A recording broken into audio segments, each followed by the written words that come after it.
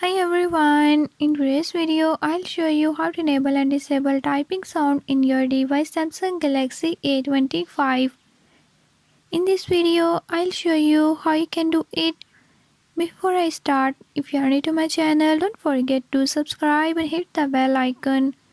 Watch complete video and learn how you can do it. Let's watch the video.